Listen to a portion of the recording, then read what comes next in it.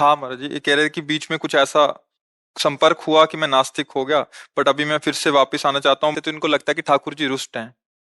न नास्तिक थे न नास्तिक हो। तुम नास्तिक होते तो हमारे सामने बैठ पाते, हमारे सामने आते, महारानी जी के महल वृंदावन में आ पाते।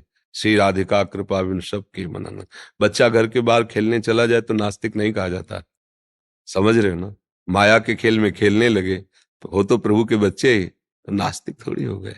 पिता को पिता ना कहने से पिता नाराज हो जाएगा क्या? है, वो हंसेगा।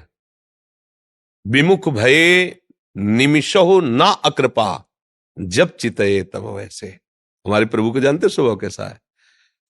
विमुख भये निमिषो ना अकृपा। अगर एक बार कह दिया हे कृष्ण, हे लाडली मैं आपका हूं, और भूल गए, तो जब आप लौट के देखोगे तो वैसे ही दुलार करते मिलेंगे।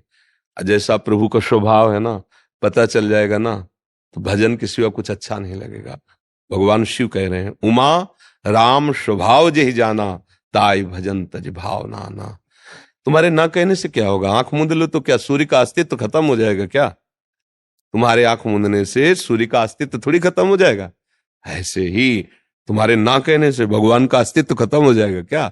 वो तो है ही, उन्हीं से तुम जीवित हो, उन्हीं की सत्ता में हो, उन्हीं की गोद में बैठे हुए हो, वही तुम्हारे हृदय में बैठे हुए संचालन कर रहे हैं। पर ना जानने के कारण हमारे द्वारा ऐसी गलतियां होती रहती है, जिनके कारण बुद्धि मलिन हो जाती है। लगता है कहाँ भगवान है, कौन भगवान है, कैसे भगवान है। इन्हीं में हमारी आस्तिकता डिगमगाती है, लेकिन आस्तिकता हट ही नहीं सकती। कितना भी बड़ा नास्तिक हो, उसके अंदर अस्तित्व है भगवान का, तभी वो ना कह रहा है। अगर अस्तित्व ना हो तो ना भी नहीं बोल सकता। उन्हीं के अस्तित्व के होने के कारण ना बोल पा रहा है। हमारी बात समझ पा रहे ला? हाँ, आप नास्तिक नहीं हो, आप भगवान के भक्त थे नहीं, अभी भी हो, भगवान के निज जन हो। आप अपने स्वरूप को पहचानिए और आगे बढ़िए। भगवान नाराज शब्द तो है ही नहीं। जन अवगुण प्रभु मान न काऊ, दीन बंधु अति मृदुल स्वभाव। जगन्नाथ जी महाराज की सेवा में जो पार्षद रहते हैं, उनमें से एक पार्षद का कुसंग के कारण किसी वैश्या के साथ संपर्क हो गया।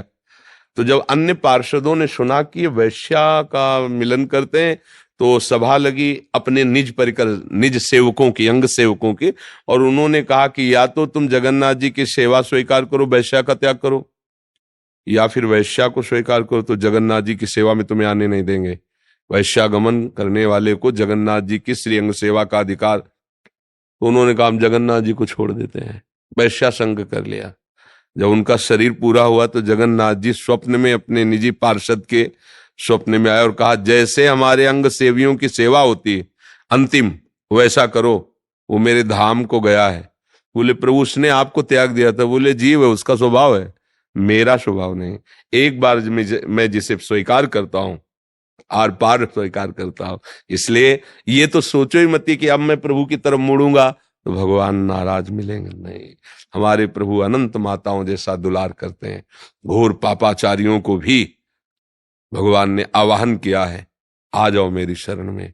अपिचेतसु दुराचारो भजते माम अनन्य भाग, साधुरेव समंतव्या सम्यक व्यवसिता सहा।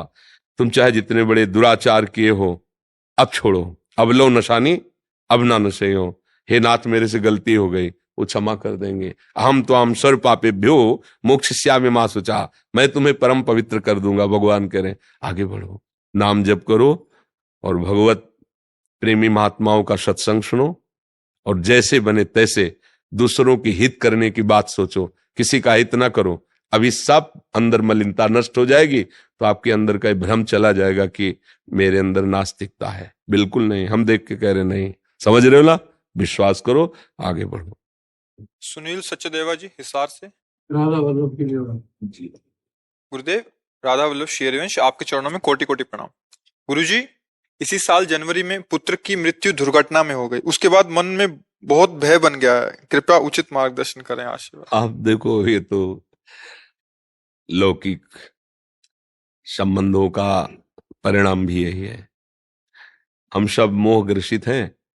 हमें लगता है हमारी पत्नी, हमारा पुत्र, हमारा ये सब जीव हैं, अपने अपने कार्य के लिए नियत समय पर आपके पास आए हुए हैं। देखो, तुम अपने को नहीं जानते हो तो तुम पुत्र को क्या जानते थे? तुम पत्नी को क्या जानोगे? तुमने अपने को नहीं जाना ना। 3.5